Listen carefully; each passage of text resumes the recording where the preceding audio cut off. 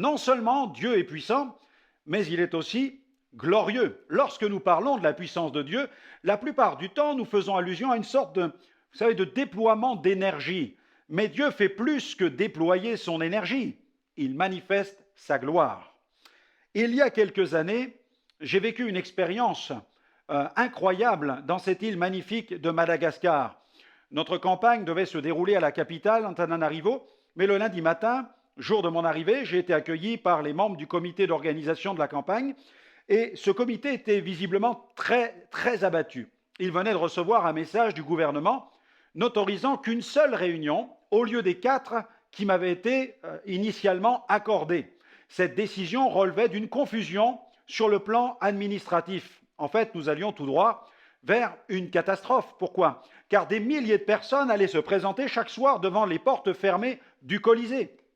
Nous avons alors décidé de prier et notre prière fut la suivante: Seigneur, sauve la campagne. À l'origine, les réunions avaient été programmées les jours ouvrables et la grande campagne de publicité était déjà en cours. Des milliers de posters avaient été placardés dans la ville, des dizaines de banderoles accrochées au carrefour des rues principales, des spots publicitaires passés en boucle à la radio et à la télévision. Mais le plus terrible, c'est que des milliers de personnes allaient se présenter devant les portes fermées du stade. Nous n'avions plus que le mardi et le mercredi matin pour trouver une solution.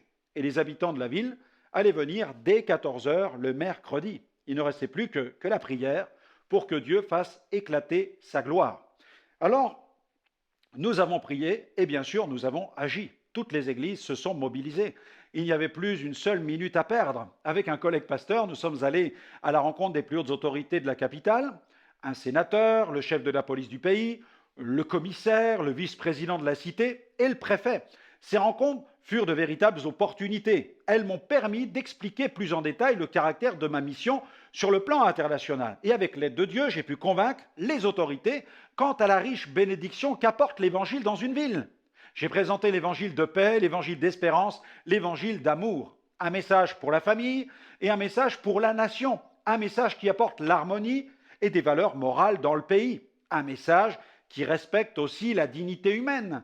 Et le mercredi matin, à 11h30, je suis sorti du bureau du préfet avec l'autorisation de tenir la campagne dès 14h du mercredi jusqu'au samedi. Alléluia! Cette autorisation fut exceptionnelle. En quelques heures, le Colisée du centre de la capitale, qui était mitoyen au mur d'enceinte du palais présidentiel, était équipé, prêt pour la campagne. Dès le premier jour, 5000 personnes se sont présentées. Le samedi, 10 000 personnes remplissaient le Colisée.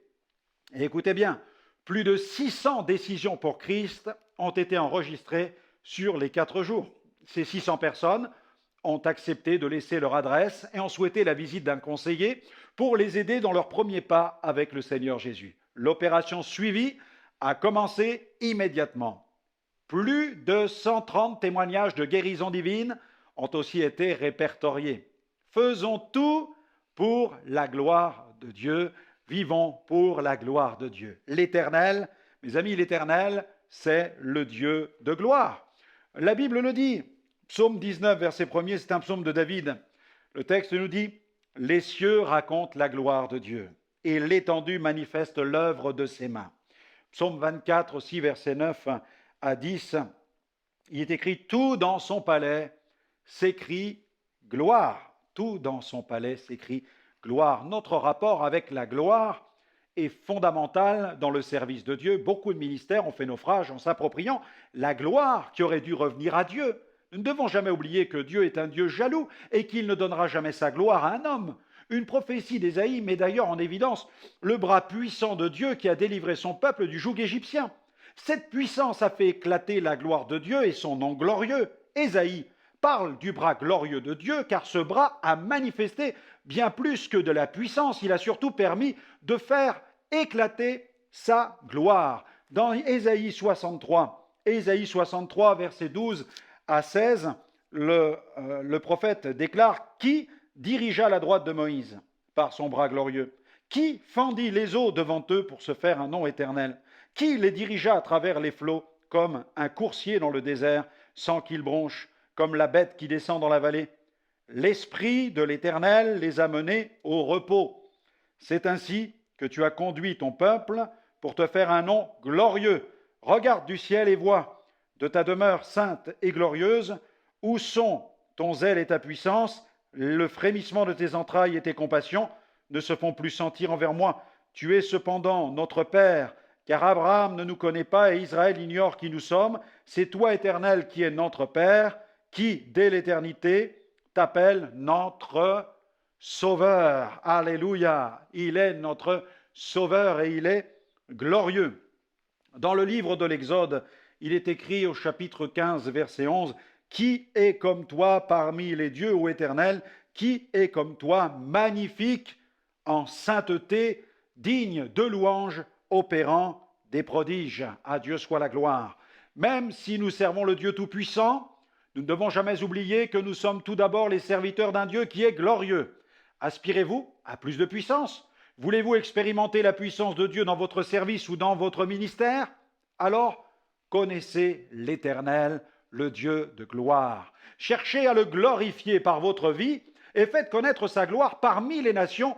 Vivez pour le glorifier en toutes choses. Parlons maintenant de ce Dieu de gloire, ce Dieu dont la gloire était inaccessible. Cette gloire fait partie de la nature même de Dieu. L'éclat de ses perfections est insoutenable pour l'homme pécheur. Elle est éblouissante, elle est éclatante, elle remplit l'homme de crainte, de respect et incline son cœur à l'adoration. Elle est comparée dans la parole de Dieu même à un feu qui dévore. La Bible enseigne que l'homme ne pourrait voir cette gloire et vivre. Pourtant, l'Éternel veut nous faire connaître sa gloire, sa gloire. Alors, parlons de Jésus. Jésus, le Fils de Dieu, qui nous a fait connaître cette gloire. La gloire de Dieu a été manifestée par le Fils de Dieu. La gloire inaccessible du Dieu d'Israël s'est approchée de nous en Jésus. Ainsi, l'homme pécheur a pu côtoyer cette gloire sans être consumé par elle. Dans Jean 1, verset 14, l'auteur écrit ceci, « Et la parole a été faite chair. Elle a habité parmi nous, pleine de grâce et de vérité, et nous avons contemplé sa gloire, une gloire comme la gloire du Fils unique venu du Père. Amen. » Le Père a placé sa gloire dans son Fils, le Seigneur Jésus-Christ, et celui-ci a œuvré dans un seul but, donner gloire à son Père. La prière sacerdotale nous montre ce profond désir qui a animé le Seigneur Jésus tout au long de son ministère terrestre. Il a voulu glorifier son Père. Sa vie entière en est le témoignage. Sa naissance, qui fut glorieuse. Sa sainteté, qui fut parfaite. Son ministère de puissance, mais aussi sa mort et sa résurrection. Lors de la transfiguration, il a laissé éclater quelques aspects de cette gloire. Ses apparitions après la résurrection furent glorieuses, de même que son ascension. Sa position sur le trône est glorieuse. Et le jour de la Pentecôte, il a répandu sur les croyants l'Esprit de gloire, le Saint-Esprit qui avait été promis. Il est appelé, dans la parole de Dieu, le Seigneur de gloire. Et il reviendra avec gloire pour juger et établir son règne. Amen. Parlons du ministère glorieux de la Nouvelle Alliance. De la même manière que le Père a glorifié son Fils, Jésus a voulu que nous soyons au bénéfice de sa gloire. En ayant accès à la Nouvelle Alliance, à la grâce, le Père nous a donné accès à cette gloire. Jésus nous invite d'ailleurs à y prendre part. Dans Jean 17, verset 22, dans cette prière, il dit « Je leur ai donné la gloire que tu m'as donnée, afin qu'ils soient un, comme nous sommes un. » Amen. L'apôtre Paul affirme que ce ministère de la Nouvelle Alliance est bien plus glorieux que celui de l'Ancienne Alliance. La gloire de l'Ancienne Alliance était passagère alors que celle de la Nouvelle Alliance est définitive et permanente. Sous la Nouvelle Alliance, chaque croyant a accès à cette gloire par le Saint-Esprit et il est appelé à paraître avec Christ dans la gloire. Par le Saint-Esprit, le Seigneur inscrit sa gloire dans nos vies et il nous transforme à l'image du Seigneur de gloire en gloire. Plus besoin de tabernacle, ni de sacrificateurs qui officient pour nous, ni même de sacrifices en Jésus. Nous trouvons plus qu'un temple, il est notre souverain sacrificateur et il est notre sacrifice parfait. Alors, Nous sommes appelés à répandre cette gloire par l'évangélisation. En attendant d'entrer pour toujours dans la cité glorieuse de Dieu, nous sommes mis à part pour servir à la gloire de Dieu. Si nous prêchons avec succès, si des délivrances s'opèrent, si des guérisons s'accomplissent, si des gens sont baptisés dans le Saint-Esprit, si des âmes sont gagnées, tout est pour la gloire de Dieu. Alléluia. Dans les Actes des Apôtres, nous découvrons un événement qui s'est déroulé dans la ville de Lystre. Un homme impotent a été guéri suite à une parole de l'apôtre Paul. Face à un tel miracle, les habitants de la ville, qui croyaient aux dieux de l'Antiquité, ont pensé que les dieux Jupiter et Mercure leur rendaient visite. Les apôtres ne sont pas tombés dans le compromis, ils ont refusé que cette gloire leur soit attribuée. Ils ne voulaient pas être assimilés aux dieux de l'Antiquité. Ils ont dit aux gens de la foule qui voulaient leur offrir des sacrifices, c'est écrit dans Acte 14, verset 15, ils ont dit « Ô hommes, pourquoi agissez-vous de la sorte ? Nous sommes, nous aussi, des hommes de la même nature que vous, et vous, en vous apportant une bonne nouvelle, nous vous exhortons à renoncer à ces choses vaines pour vous tourner vers le Dieu vivant qui a fait le ciel, la terre, la mer et tout ce qui s'y trouve. » Au cours d'une visite en Inde, j'ai eu l'opportunité de tenir quelques réunions dans un village où le Saint-Esprit a fait éclater la gloire de Dieu au moyen de miracles. Des boiteux ont été guéris, des possédés ont été délivrés. De nombreuses âmes se sont tournées vers Jésus à la suite des miracles accomplis par le Saint-Esprit. Allez, je vous emmène en Inde. On y va ? Nous allons pouvoir glorifier le Seigneur pour les œuvres merveilleuses qu'il accomplit.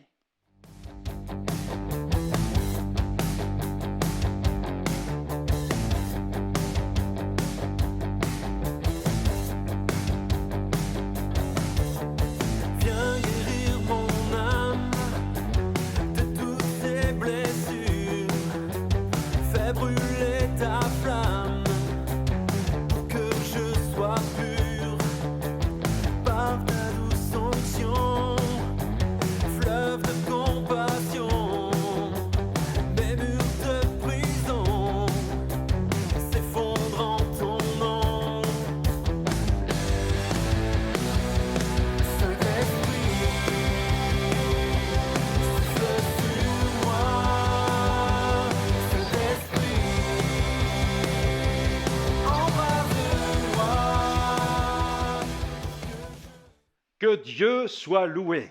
Suite à cette mission, l'Église locale a connu une forte croissance. Elle compterait aujourd'hui plusieurs centaines de membres. Alors n'en doutez pas, Dieu veut faire éclater sa gloire dans votre vie pour que vous viviez, vous aussi, une destinée glorieuse.